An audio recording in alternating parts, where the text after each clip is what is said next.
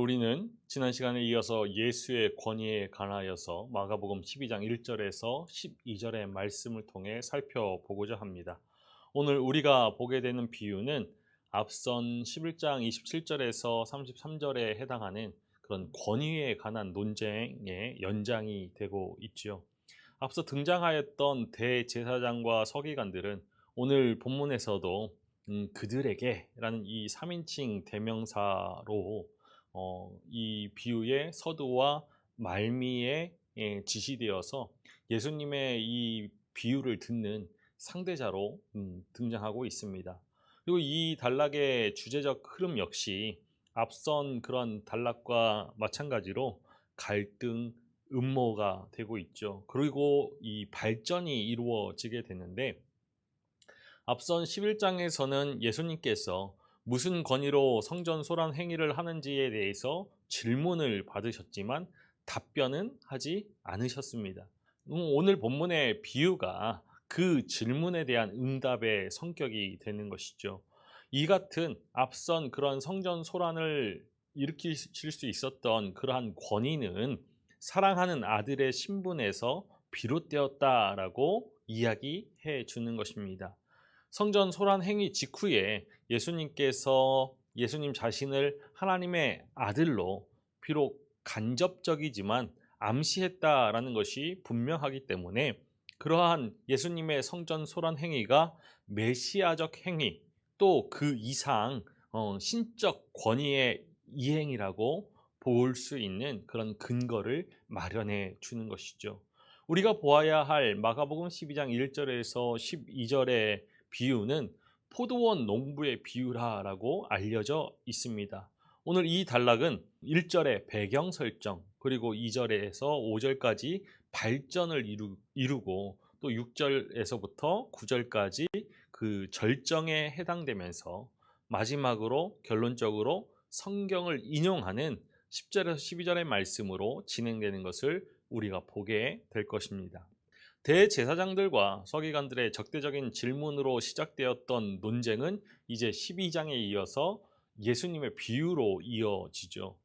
이 논쟁의 담화에서 예수님께서 비유를 사용하신 것은 결코 우연이 아닌 듯이 보입니다.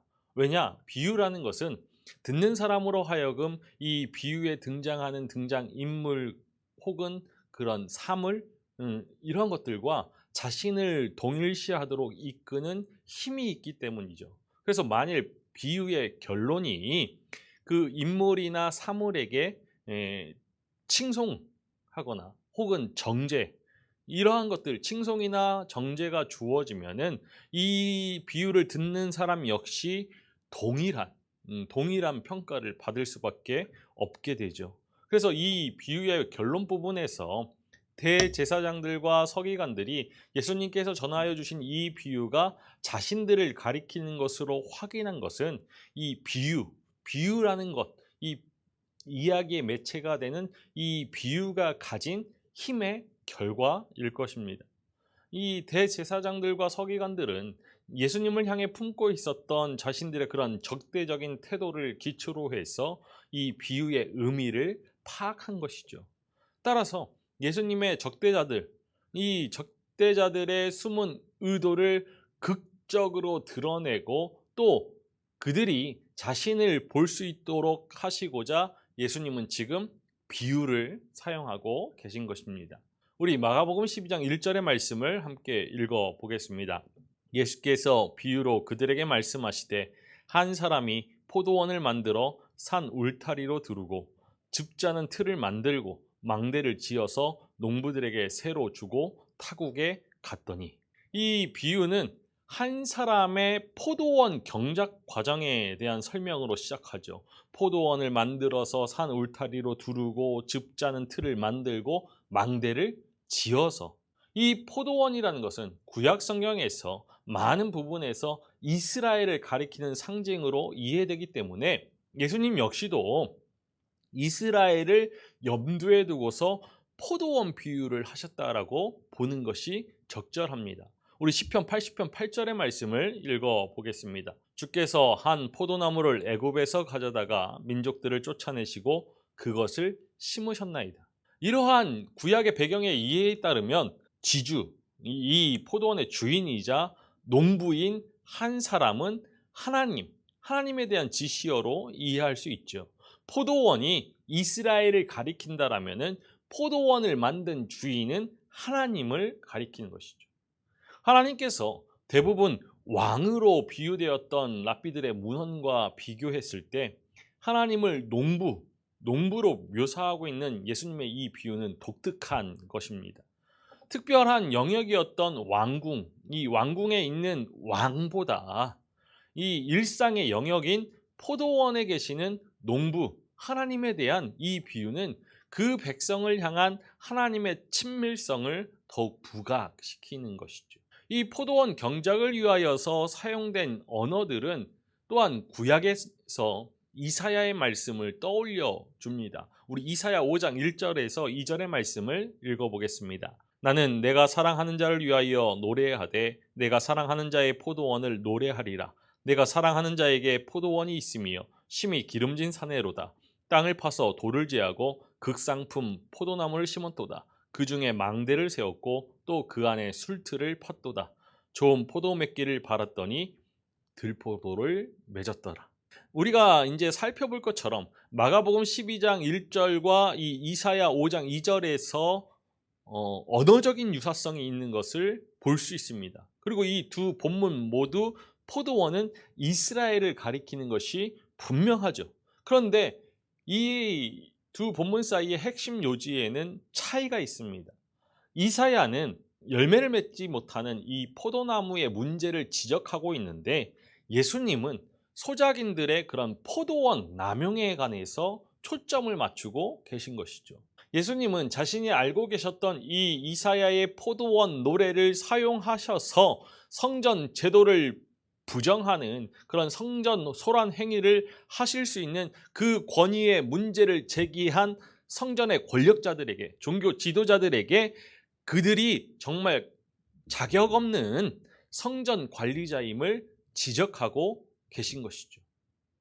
이사야 본문과 마찬가지로 예수님은 이 포도원 농부의 구체적이고 상세한 그런 행동들을 묘사하시면서 비유를 시작하시죠. 이런 구체적인 설명은 이스라엘을 향한 하나님의 사랑, 하나님의 관심을 떠올리도록 합니다. 농부는 이 농부들에게, 이 포도원 주인은 농부들에게 새를 주고 이 포도원을 새로 주고 떠나지요. 새로 준다라는 것, 그것은 계약을 맺는 행위를 가리키죠. 상업적인 계약을 맺는 행위입니다. 이 주인인 농부는 이 포도원을 소작인 농부들에게 무료로 준 것이 아니라 이 포도원의 소출 또는 그로 인한 수입의 얼마를 이 주인에게 납부하도록 계약 맺은 것이다 라고 말하는 것이죠. 이 농부가 게오르고스라고 하는데 소작농인지 가난한 소작농인지 아니면 부한 농부를 뜻하는지는 우리가 판단할 수는 없습니다. 그런데 분명한 것은 이 게오르고스가 유대 역사의 맥락에서는 유대 정치, 종교 지도자들 그리고 이 마가복음의 문맥에서는 대제사장들, 서기관들을 가리킨다는 것입니다. 따라서 이 포도원의 농부, 주인이 이 소작인 농부들에게 포도원을 맡겼다라는 것, 이것을 풍유적으로 본다라면은 하나님께서 이스라엘의 지도자들에게 하나님을 대리하여서 백성들을 돌보고 보호하며 이스라엘이 열매 맺는 삶을 살도록 책임을 주셨다라는 것을 뜻하는 것이죠. 우리 마가복음 12장 2절의 말씀을 읽어보겠습니다. 때가 이름에 농부들에게 포도원 소출 얼마를 받으려고 한 종을 보내니 주인이 때가 이름에 포도원 소출 중 얼마를 받고자 한 종을 농부들에게 소작농들에게 보낸 것은 이 계약에 따른 조처입니다. 이 비유에서 때, 카이로스를 추수 때를 가리키는 것으로 보는 것, 이것은 포도원과 이 열매가 언급된 이런 문맥에서 자연스러운 것이죠. 추수 때가 이르러서 농부들에게 포도원 소출을 받으려고 종을 보냈습니다. 우리 마가복음 12장 3절의 말씀을 읽어보겠습니다. 그들이 종을 잡아 심히 때리고 거저 보냈거늘. 보내진 종은 뜻밖에도 구타를 당한 채 빈손으로 돌아오게 되죠. 우리 4절의 말씀을 읽어보겠습니다. 다시 다른 종을 보내니 그의 머리에 상처를 내고 능욕하였거늘. 두 번째로 보내진 종, 그는 머리에 상처가 난 채 능욕을 받고서 돌아오게 됩니다. 이 보내진 종을 구타하거나 모욕하는 행위는 이 종을 보낸 주인에 대한 구타, 주인에 대한 모욕으로 받아들여질 수밖에 없는 것이죠. 특히 고대 근동 아시아의 문화적인 맥락에서 본다라면은 이 머리에 상처를 내는 행위는 그 종의 머릿격인 주인, 이 주인에 대한 능욕으로 보게 되는 것입니다. 이는 이 바로 뒤따르는 능욕하다, 이 능욕하다라는 동사에 의해서 확증되는데, 이 보내진 종의 머리에 상처를 냈을 때 그 욕보인 대상, 능욕한 대상은 종만이 아니라 그를 보낸 주인이었던 것이죠. 하지만 주인은 자신이 보낸 그 종들이 구타와 모욕을 받았다라는 것이 무엇을 의미하는지를 모르기라도 하듯이 세 번째 종을 다시 보내고 그 종은 예상된 대로 죽임을 당하죠. 우리 마가복음 12장 5절 상반절의 말씀을 읽어보겠습니다. 또 다른 종을 보내니 그들이 그를 죽이고, 이후에 주인은 계속해서 다른 종들을 다시 보냈고 그들 역시 맞거나 죽임을 당하게 됩니다. 우리 5절 하반절의 말씀을 읽어보겠습니다. 또 그 외 많은 종들도 더러는 때리고 더러는 죽인지라. 종들에 대한 이 부당한 행위는 점점점 더 악화되어 가죠. 처음에는 구타한 후에 빈손으로 보냈고, 두 번째는 머리에 상처를 내서 보냈고, 세 번째는 생명을 빼앗아 버렸습니다. 그럼에도 주인의 태도는 한결같습니다. 악화되어가는 이 농부들의 모습과 또 한결같은 주인의 태도가 분명히 대조를 이루고 있죠. 보냄받아서 매맞고 죽임을 당한 종들, 이 종들은 역사적으로 이스라엘의 선지자들의 운명을 떠올려 줍니다. 예레미야가 이런 해석의 기초를 더해주죠. 예레미야 7장 25절과 26절의 말씀을 읽어보겠습니다. 너희 조상들이 애굽 땅에서 나온 날부터 오늘까지 내가 내 종 선지자들을 너희에게 보내되 끊임없이 보내었으나 너희가 나에게 순종하지 아니하며 귀를 기울이지 아니하고 목을 굳게 하여 너희 조상들보다 악을 더 행하였느니라. 여기서 내 종 선지자들이라는 이 표현은 종과 선지자들이 같은 대상을 가리킴을 알려주죠.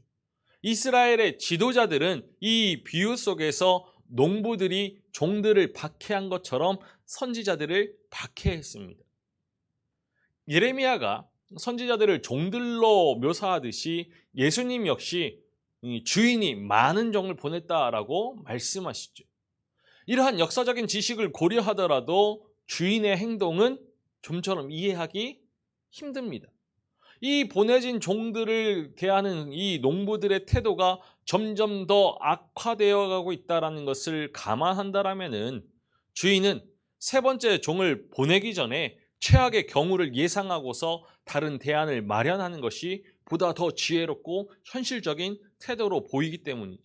하지만 이 주인의 태도를 이해하기 위해서는 이 이야기, 예수님이 전해주신 이야기가 비유라는 것을 우리는 숙고해야 합니다. 이 비유의 이야기 전개는 흔히 일상에서 일어날 수 있는 일상의 소재들을 가지고서 시작하다가 절정에 이르러서는 이 일상에서 쉽게 상상할 수 없는 그러한 내용들을 포함시키는데, 이는 이 듣는 사람들로 하여금 놀라움을 주어서 이 메시지의 소통 효과를 극대화하려는데 그 목적이 있습니다. 이것을 비유의 과도함이라고 이야기하죠. 그렇기에 이 비유는, 예수님이 전하여 주시는 비유는 이러한 비유의 원칙에 충실하고 있습니다. 처음에는 평범한 그 포도원의 농부, 주인과 이 농부들의 관계로 시작하고 있지만 곧 이어서 이 펼쳐지는 이야기는 놀라움의 연속이기 때문이죠. 이 주인에게 반역하는 농부들의 태도, 그리고 보내진 종들에 대한 그 농부들의 반복적인 폭력, 그리고 그 폭력을 보았음에도 종들을 계속 보내는 이 주인의 태도가 이것을 보여주는 것이죠. 무엇보다도 이러한 뜻밖의 행동과 그러한 반응은 이러한 종들의 죽음 그리고 폭행에도 불구하고 아들을 보내려는 이 주인의 절정에 이르게 됩니다. 현실적인 것과 비현실적인 것처럼 보이는 그런 내용이 혼합되어져 있는 이 비유가 전하려는 메시지는 분명합니다. 농부들, 소작농들, 종교 지도자들은 불성실했지만 이들에 대한 주인, 하나님의 믿음, 하나님의 인내, 그리고 하나님의 성실함은 한결같다라는 것이죠. 이제 주인으로 대변되는 하나님의 인내와 성실함이 이어지는 아들을 보내는 사건으로 최고조에 이르게 되죠. 우리 마가복음 12장 6절의 말씀을 읽어보겠습니다. 이제 한 사람이 남았으니 곧 그가 사랑하는 아들이라. 최후로 이를 보내며 이르되 내 아들은 존대하리라 하였더니, 아들을 보내려는 주인의 독백은 미래형으로 발현되고 있습니다. 내 아들은 존대하리라. 이 미래형은 이 말을 하는 이 주인의 기대를 문법화하고 있는 시제이죠. 따라서 이렇게 보내진 아들은 이 농부들을 향한 주인의 믿음, 주인의 기대의 절정이라는 것을 보여주는 것입니다. 이 아들을 서술하는 표현, 사랑하는 아들을 우리가 주목할 필요가 있죠. 아브라함의 아들이었던, 외아들이었던 이삭을 떠올려주고 있는 이 용어, 사랑하는 아들은 요단강과 변화산에서 하나님께서 예수님을 부르실 때 사용하였던 내 사랑하는 아들과 유사하여서 예수님을 떠올려주기에 충분한 것입니다. 하지만 이 아들의 함축적인 그 의미에 대한 견해는 학문적으로 다양한 것을 볼 수 있죠. 첫 번째로, 먼저 온 이 여러 종들이 선지자를 가리키는 것이 분명하기 때문에 마지막으로 보내진 아들 역시 선지자라는 것입니다. 하지만 이 아들을 선지자 중에 하나로 보는 입장은 수정되어야 하는데, 이는 이 아들이 유일한 아들이라는 것과 농부들이 내 아들은 존대하리라 라는 이 주인의 아버지의 독백을 고려한다라면은 아들은 선지자들과 다른 유형의 그런 존재라는 것을 우리가 알아야죠.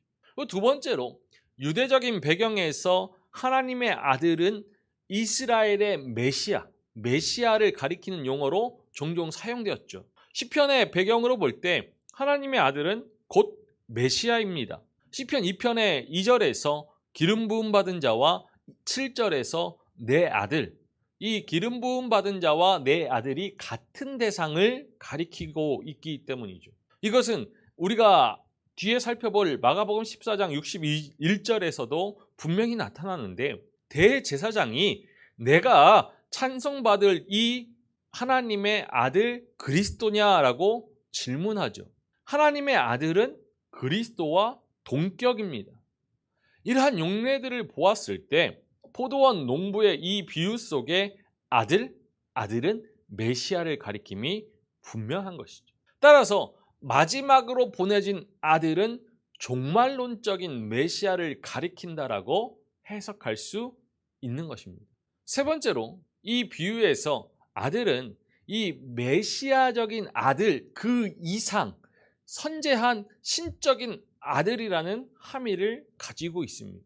아버지가 최후로 아들을 보내며 라는 이 말씀에 내포된 이 아들의 출현 과정은 하나님께서 나를 보내신 분이다 라고 말씀하셨던 그 안에 내포되어져 있던 예수님의 그런 출현의 과정에 관한 이해를 반영하고 있는 것이죠. 우리가 앞서 9장에서 보았듯이 내가 보냄을 받았다라는 그 말씀은 이 마가복음에서 반복해서 등장하고 있는데, 예수님의 선제를 드러낸 내가 왔다, 무엇을 하려고, 이러한 말씀의 구조와 적절하게 조화를 이루는 것이죠.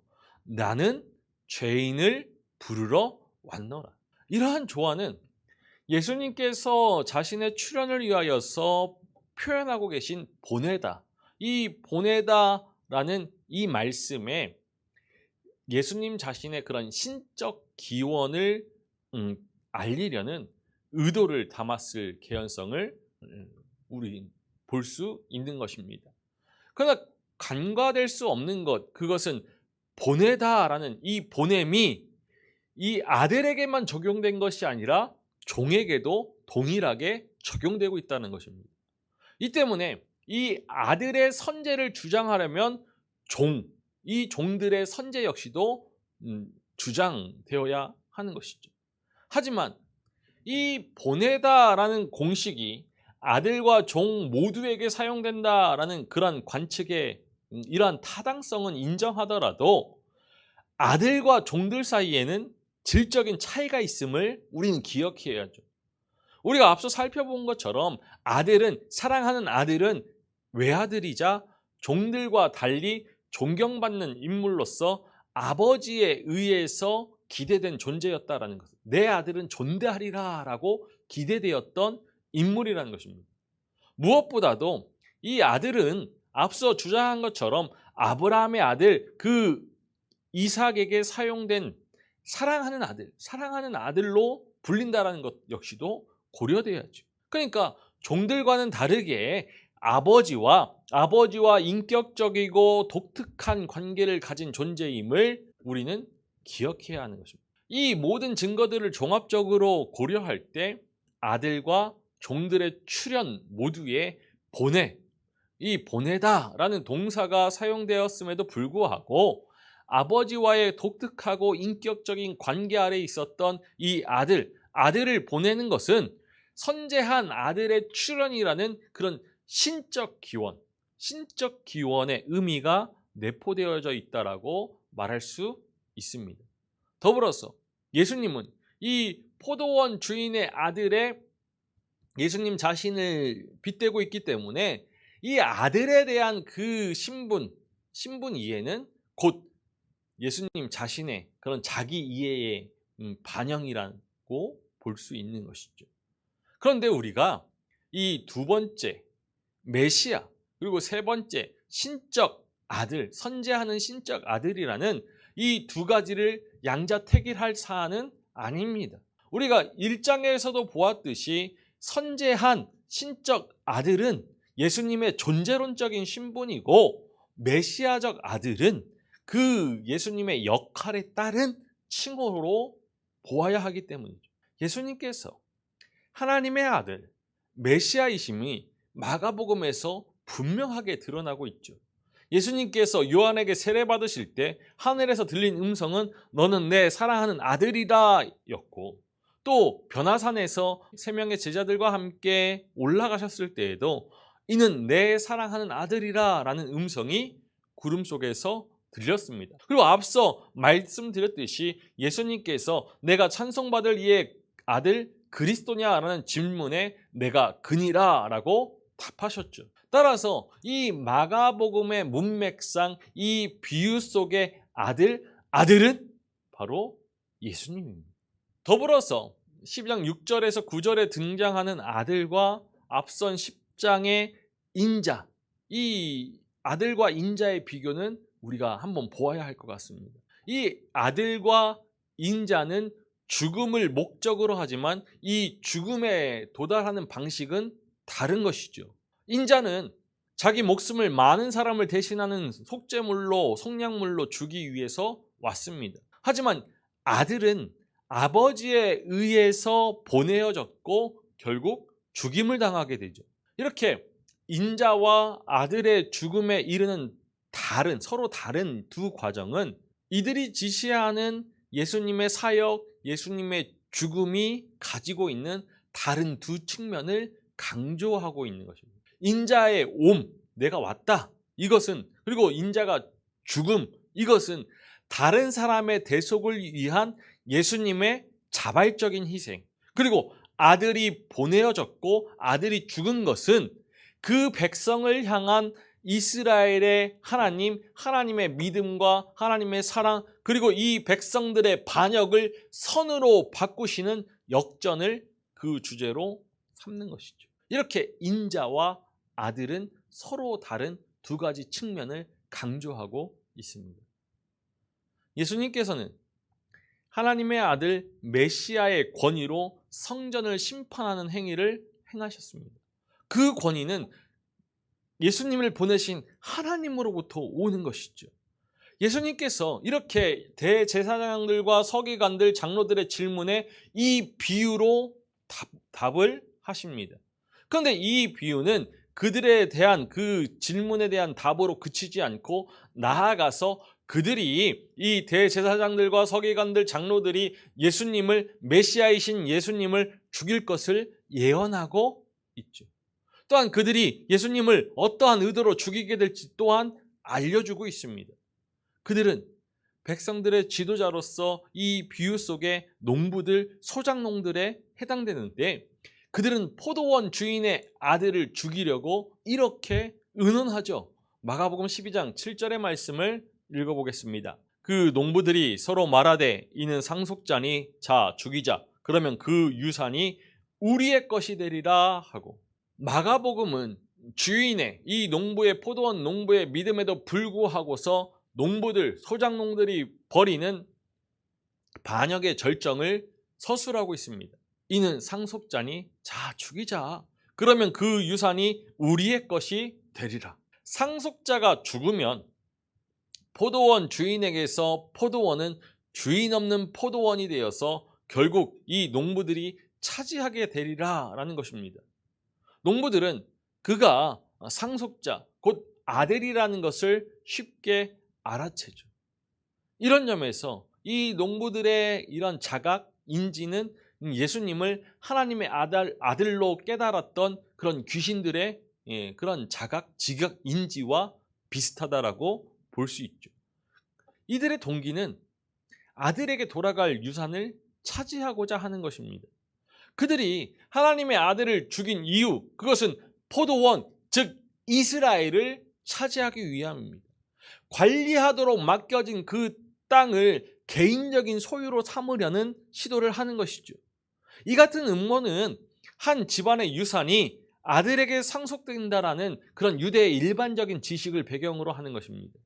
그런데 아들이 죽으면 이 유산이 아무런 법적인 상속권이 없는 그들의 것이 될 것이다라는 이 농부들의 추론을 우리가 어떻게 이해할 수 있겠습니까?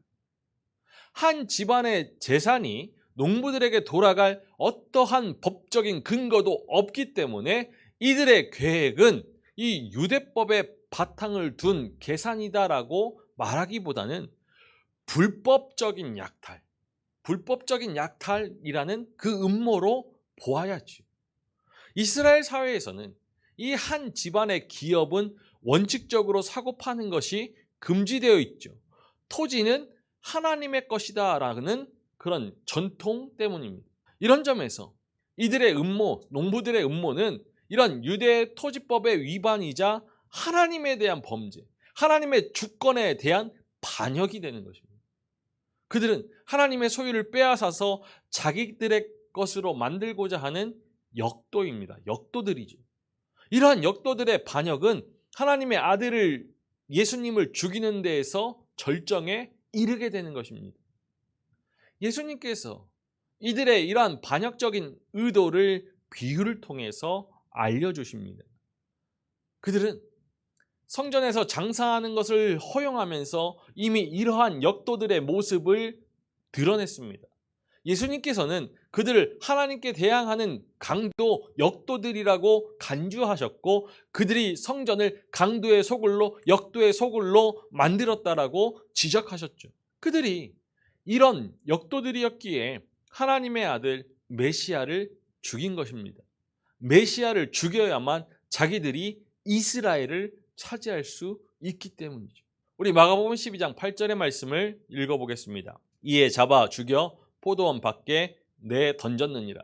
이 농부들이 아들을 죽인 이후에 그의 시신을 포도원 밖으로 던집니다.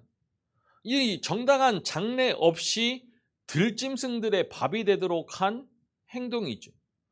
이스라엘 사회에서 이러한 시신 처리는 신성 모독자를 위한 형벌의 일환이었는데, 이 마가복음의 맥락상 예루살렘 밖으로 끌려가서 십자가상에서 죽음을 맞이하게 될 예수님의 운명을 예상하게 하는 것이죠. 이러한 예상이 이 마가복음의 문맥의 의도라는 것은 앞서 이야기되어졌던 예수님에 대한 이 대제사장들, 서기관들, 장로들의 그러한 살해 음모를 기억한다라면은 쉽게 이해될 수 있는 문제입니다. 이 비유는 역도들의 종말이 어떠한지를 보여주죠. 우리 9절의 말씀을 함께 읽어보겠습니다. 포도원 주인이 어떻게 하겠느냐? 와서 그 농부들을 진멸하고 포도원을 다른 사람들에게 주리라. 포도원 주인이 드디어 마침내 이 사건에 개입하게 됩니다. 와서 그 농부들을 진멸하고 포도원을 다른 사람들에게 주리라. 이 와서 진멸하고 주리라, 이 세 개의 동사가 말하듯이 주인의 조치는 간결하고 단호하죠. 개인적인 보복이 허락되지 않았던 이 유대 또는 그리스 로마법을 고려한다라면은 이 포도원 주인의 보복하는 듯한 행위는 놀라울 수밖에 없습니다. 그러나 앞서 말씀드렸듯이 비유는 그 특성상 놀라움과 그런 극적인 서술의 형식을 취하여서 전하려고자 하는 그 메시지를 극대화시키는 것이죠. 그렇다면 이 포도원 주인이 행한 이런 극적인 행동이 주고자 하는 메시지가 무엇일까? 포도원 주인은 이야기를 시작할 때, 이 비유를 시작할 때에는 한 사람으로 표현된 이후에 지금 이 마지막에 이르러서 주인이라고 이야기되어지죠.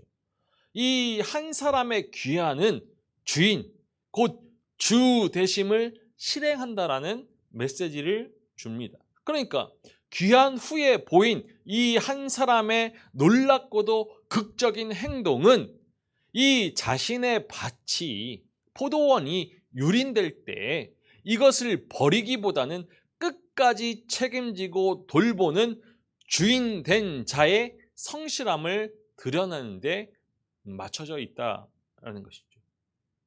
이 농부들의 멸망, 이것을 역사적인 맥락에서 본다라면은 유대 전쟁 후에 로마 군대에 의해서 이루어졌던 예루살렘 멸망, 그리고 유대 지도자들의 죽음, 이러한 것들의 풍요로 볼 수 있는 것입니다. 이것은 역사적인 예수의 시점에서 닥칠 그런 미래적인 사건을 염두에 두고서 선택되어진 그런 동사들, 이 동사들이 미래 시제이죠. 와서 진멸하고 주리라. 이 동사들, 미래 시제의 동사들에 의해서 드러나게 되는 것입니다. 더불어서 농부들을 대신하여서 포도원을 새롭게 인수받게 될 다른 사람들은 누구일까?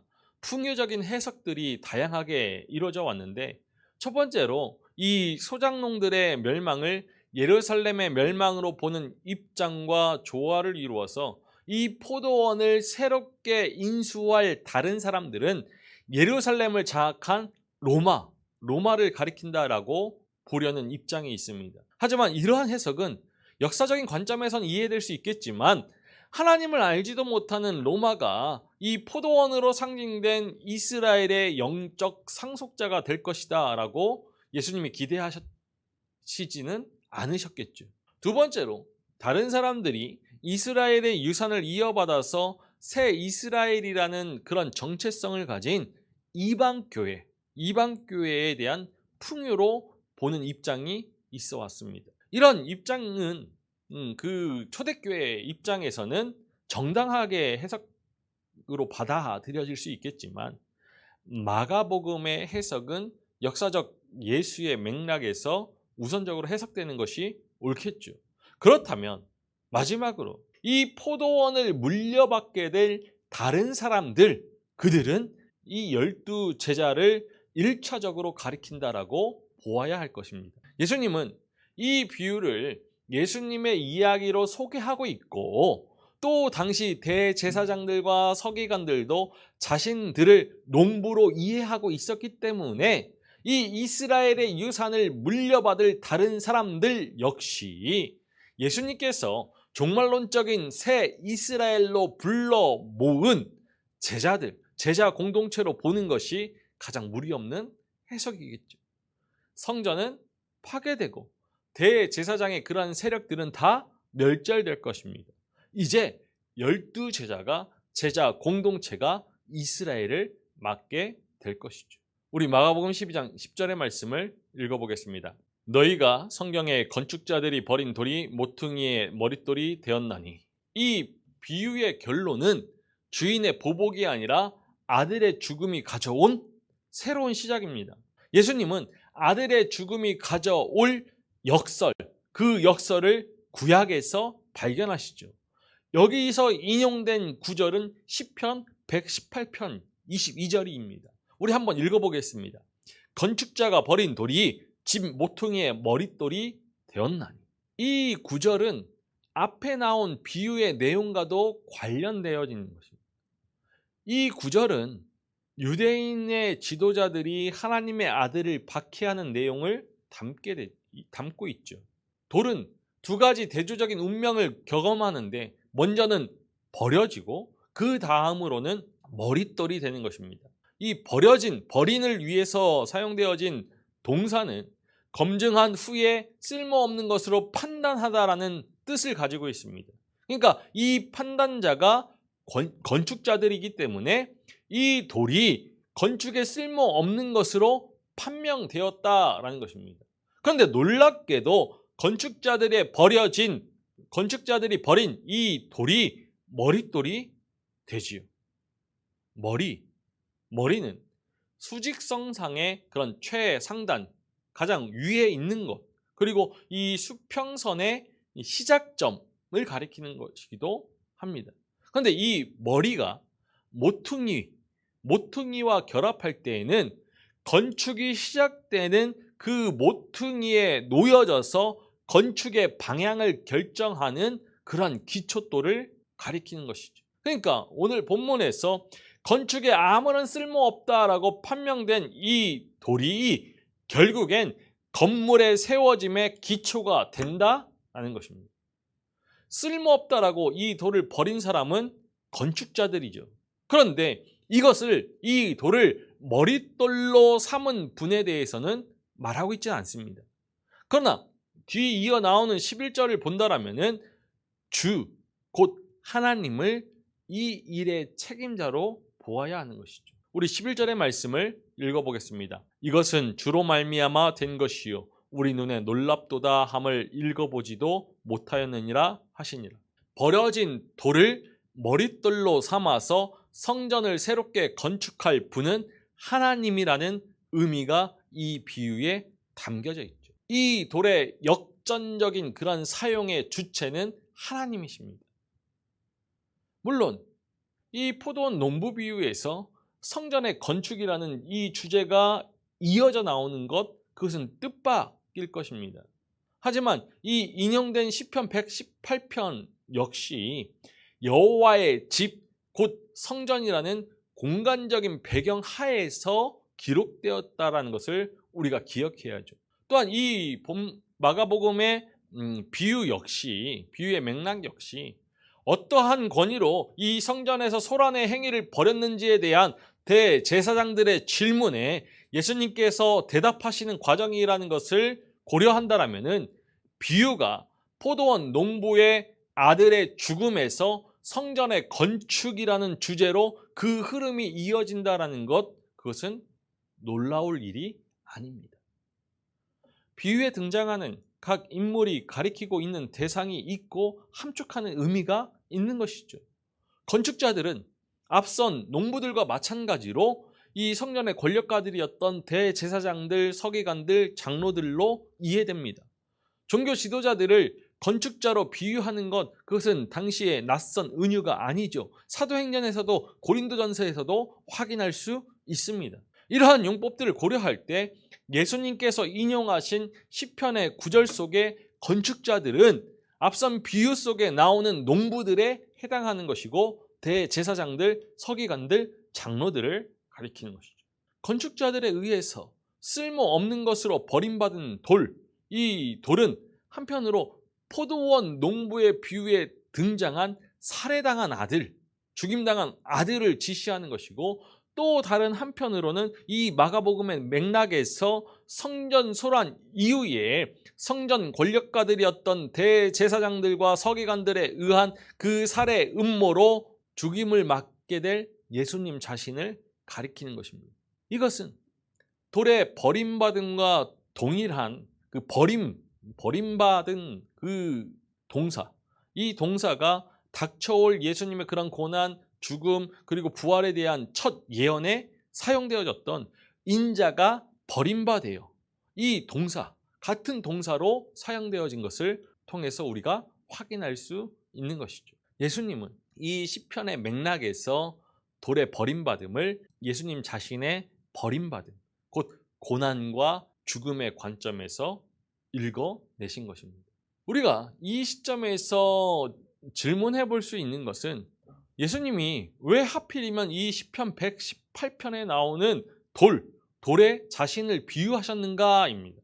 첫 번째로 포도원 농부를 비유로 삼으시는 예수님의 상황과 이 시편 118편의 맥락 사이에 주제적인 유사성이 있다는 것이죠.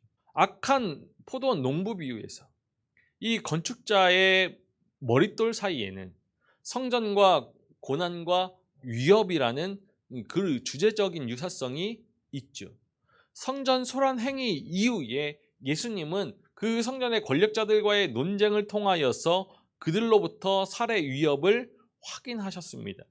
그런데 예수님의 그러한 여정들은 이 무덤으로 끝나지 않을 것을 믿고 계셨기에 죽음의 위협 가운데에서 결국에 최종에 하나님에 의해서 높이 세워진 그 시인이 성전의 머릿돌에 빗대어지고 있는 그러한 시편 118편을 사용하여서 예수님 자신의 죽음 역시도 오히려 새로운 성전의 기초가 될 것이다라는 그러한 믿음을 드러내셨다라고 볼 수 있는 것이죠. 그리고 두 번째로 메시아직과 관련되어서 이야기할 수 있습니다. 메시아로서 자기 이해가 있었던 예수님이 다윗의 아들이자 하나님의 아들인 메시아가 성전을 건축할 것이다라는 그 유대의 전통을 알고 계셨기에 이 시편 118편 중에서 특히 성전 건축의 그런 기초의 역할을 하는 머릿돌과 관련된 구절을 자기 소명의 성취의 근거로 삼으실 수 있다는 것이죠. 그러니까 버림받은 돌이 머릿돌이 되었다라는 것은 아들의 죽음이 도리어 포도원을 통한 주인의 그런 원래의 뜻을 성취할 수 있는 계기가 될 것이다라는 그런 의미를 가짐과 동시에 예수님의 죽음이 곧 부활로 이어져서 새 성전의 기초가 될 것이다라는 그러한 함의 역시도 가지는 것입니다. 건축자들이 버린 돌이 모퉁이의 머릿돌이 되는 것처럼 대제사장과 그 일당들에게 죽임을 당한 예수님은 부활하셔서 하나님의 우편에 앉으시고 새 이스라엘의 머리가 되실 것이죠. 주로 말미암아 이것이 일어났으니 우리 눈에 놀라울 따름이라는 이 결론적인 진술로 반역과 살해를 그 새로운 시작의 바탕으로 역전시키시는 하나님의 일하심에 대해서 반응케 하는 것입니다. 놀람은 구약과 그런 유대 문헌에서 하나님의 일하심에 대한 그러한 자연스러운 반응으로 등장하는데, 이 시의 맥락에서는 건축자의 그 판단을 뛰어넘은 하나님의 판단에 대한 놀람이지만, 오늘 이 마가복음의 맥락에서는 인간의 악을 하나님의 선으로 바꾸어 나아가시는 데에 대한 경애를 나타내는 것입니다. 오늘 비유에서 아들의 죽음이 새 성전의 기초가 되리라라는 암시가 있다라는 것을 피할 수 없는 그런 결론이기 때문에 제기할 수 있는 질문은 예수님 자신이 어떤 성전의 기초가 될 것이다 라고 생각하셨을까일 것입니다. 이 질문은 앞선 11장에서 다뤄진 것이기 때문에 지금의 맥락에서는 종말론적인 메시아로서 그가 가진, 예수님이 가지신 새 성전에 대한 비전, 그리고 예수님의 사역의 관계에서 집중해 볼 필요가 있는 것이죠. 예수님은 에스겔과 스가랴 선지자들이 그러했던 것처럼 그 자신 역시도 하나님께서 종말론적인 새로운 성전을 하늘로부터 내려 주실 것이다라는 믿음을 가지셨을 수도 있습니다. 그러나 오늘 본문이 말해주고 있듯이, 혹은 암시하고 있듯이, 하나님은 예수님의 죽음과 부활을 새 성전의 기초로 삼을 것이다라는 그 믿음이 예수님의 믿음이죠. 그러니까 아들의 죽음으로 다른 사람들이 포도원을 상속받게 되듯이 예수님의 죽음과 부활을 통하여서 모이게 될 그 하나님의 새로운 백성, 새 출애굽의 백성이 곧 새 성전이 되리라라는 믿음이 예수님에게 있다라고 보는 것입니다. 이 비유를 들은 대제사장들과 서기관들의 반응으로 오늘 본문이 결론짓게 되죠. 마가복음 12장 12절의 말씀을 읽어보겠습니다. 그들이 예수의 이 비유가 자기들을 가리켜 말씀하신 줄 알고 잡고자 하되 무리를 두려워하여 예수를 두고 가니라. 비유를 다 들은 그들은 예수님을 잡고자 했습니다. 이 12절의 후반부를 이끄는 접속사 가르, 우리의 말 성경에는 기록되어져 있지 않지만 가르가 이 대제사장들과 서기관들이 예수님을 잡으려고 한 이유를 설명해 주죠. 이는 그들이 예수의 이 비유가 자기들을 가리켜 말씀하신 줄 알고, 이 비유와 시편의 인용을 듣고서 대제사장들과 그 일당들은 이 비유 속의 농부가 자신을 가리킨다라는 것을 알게 되었죠. 그러나 그들은 반성하지 않고 오히려 예수님을 붙잡고자 했습니다. 하지만 그들은 무리를 두려워하여서 일단 물러가죠. 성전에서 하나님을 섬긴다라고 알려졌던 이 종교 권력자들은 말씀에 대한 깨달음이 왔을 때 순종이 아닌 역모로 반응하였습니다. 예수님을 향한 그들의 반역은 단순히 한 사람, 예수님에 대한 것이 아니라 하나님 자신에 대한 것임을 함의하는데, 이것은 예수님께서 하나님께서 보내신, 하나님의 은혜에 의해 보내어진 외아들, 사랑하는 아들이라는 것이 본문이 말하는 바이기 때문이죠. 하지만 버림받은 돌이 머릿돌이 될 것이다라는 그 역사를 알고 있는 우리는 이 실제 역사에서 진행되어지고 있는 이 종교자들의 음흉한 계획이 하나님의 구원의 역사에 장애가 되기는커녕 성취의 길이 될 것이다라는 믿음을 가질 수 있습니다. 예수님께서는 자신의 권위에 대해서 직접적인 대답을 하지 않으셨지만 오늘 본문의 비유를 통하여서 간접적으로 대답해 주십니다.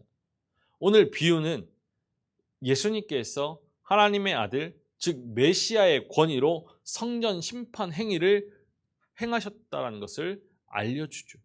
또한 유대의 지도자들이 자신을 죽이게 될 것과 하나님께서 그들을 심판하실 것도 말씀해 주십니다. 이러한 대제사장과 같은 최고의 종교 지도자가 하나님의 주권을 찬탈하는 역도가 되기도 함을 오늘 말씀은 잘 보여주고 있습니다.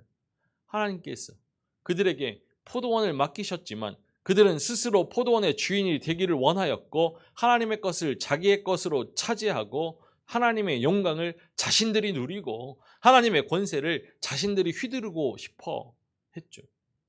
이를 방해하는 선지자적인 그 음성들을 들으면 그들은 있는 힘을 다하여서 그들을 박해하였습니다. 그들이 그렇게 할 수 있었던 이유는 바로 하나님을 반역하며 하나님의 주권을 찬탈하고자 하는 역도들, 강도들이었기 때문입니다. 오늘날도 이러한 역도들은, 강도들은 교회를 성전이라 부르고 자기들을 제사장이라 여기면서 그 성전을 자신의 것으로 여깁니다. 그래서 교회를 세습하고 부끄러워할 줄도 모르죠. 이러한 것들이 역도인 증거일 것입니다. 역도들은 이렇게 교회만이 아니라 교회가 소유하고 있는 교회와 연관되어져 있는 그런 기관이나 학교마저도 자신의 것이다 라고 착각하면서 그것들을 소유하고 권세를 부리고자 합니다. 그러나 그들은 결코 주인이 아니죠. 그들은 잠시 맡은 자일 뿐 주인은 하나님이십니다. 포도원은 결국 다른 사람들에게 넘겨질 것입니다. 종종 하나님의 종들을 박해하지만 하나님께 결국 진멸당할 것이죠. 하나님께서는 절대로 하나님의 주권을 찬탈하고 권세를 부리는 자들을 내버려 두지 않으시기 때문입니다.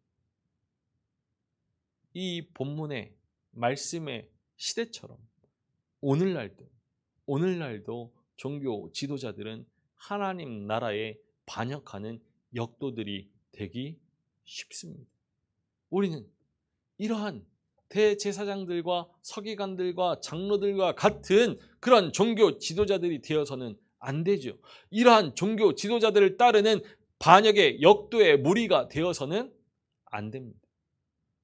오직 주권이 하나님께 있음을 아는 사람은 이 잠시 활개치는 역도의 무리들에게 달라붙어서 함께 멸망의 길로 가지 않을 것입니다. 우리는 하나님의 아들 메시아 예수 그리스도를 통하여서 새 출애굽의 삶을, 영생의 삶을 살아가고 있습니다. 역도의 무리가 되지 않기 위하여서 우리는 우리의 삶의 주권이, 우리의 생명의 주권이 누구에게 있는지 그 로드십을 분명히 해야죠. 우리가 누리고 살아가는 모든 것들은 하나님께서 우리에게 잠시 맡기신 것임을 기억하면서 주님께서 다시 오실 때 그 날에 착하고 충성된 종으로 인정받을 수 있는 그러한 믿음의 삶을 살아내야 합니다. 하나님의 것을 하나님의 것으로 인정하고 우리에게 맡기신 그 뜻을 바로 깨닫고서 그것을 잘 선용할 수 있는 선한 청지기의 삶을 살아야 하는 것이죠. 새 성전의 기초가 되시는 예수 그리스도, 그 머릿돌에 온전히 잇대어져서 하나님께서 거하실 성전으로 아름답게 지어져 가야 할 것입니다. 새 출애굽의 주 메시아가 되시는 하나님의 아들 예수 그리스도께서 우리를 새로운 공동체로, 새 출애굽의 공동체로, 새 성전으로 부르셨음을 기억하고 온전히 예수 그리스도의 길을 따를 수 있는 우리이기를 소망합니다. 우리가 우리 자신을 부인하고 자기 십자가를 지고 따라갈 때 성전의 삶을 회복할 수 있을 것입니다. 우리를 부르신 하나님의 뜻을 새기면서 온전히 예수 그리스도를 따를 수 있는, 하나님의 아들을 따를 수 있는 우리 모두이기를 주님의 이름으로 간절히 축원합니다. 함께 기도하시겠습니다. 살아계셔서 찬양받으시기 합당하신 아버지 하나님, 오늘 우리에게 주신 비유의 말씀을 통하여서 또한 시편의 말씀을 통하여서 우리 주 예수 그리스도께서 하나님의 아들이시며 메시아이심을 다시 한번 확인하게 됩니다. 우리에게 맡겨진 것들을 자신의 것인 양 차지하고자 하고 자신의 것인 양 휘둘리려고 했던 종교 지도자들에게 주시는 그 말씀을 우리에게 주시는 말씀으로 깨달아서 주님 온전한 믿음으로, 믿음의 지혜로 주님의 뜻을 헤아릴 수 있는 우리 되게 하여 주옵소서. 우리에게 허락하신 교회가, 우리에게 허락하신 모든 것들이 하나님의 것임을 기억하고서 하나님의 주권을 인정하고 하나님의 뜻을 행할 수 있는 하나님의 사람이 되게 하여 주옵소서. 예수 그리스도께서 우리를 새 출애굽의 백성으로 부르셨고 새 성전의 삶을 살아가도록 부르셨음을 기억하면서 날마다 새 출애굽의 삶을 살아가게 하여 주옵소서. 하나님만을 하나님으로 경외하며 하나님만을 두려워하면서 그 말씀에 온전한 순종으로 하나님 사람답게 살아가는 우리 되게 하여 주옵소서. 날마다 자기를 부인하게 하시고 자기 십자가를 짊어지게 하셔서 생명의 길 위에 좁은 길로 나아갈 수 있는 우리로 삼아 주옵소서. 감사를 드리며 우리 주 예수 그리스도의 이름으로 기도하옵나이다. 아멘.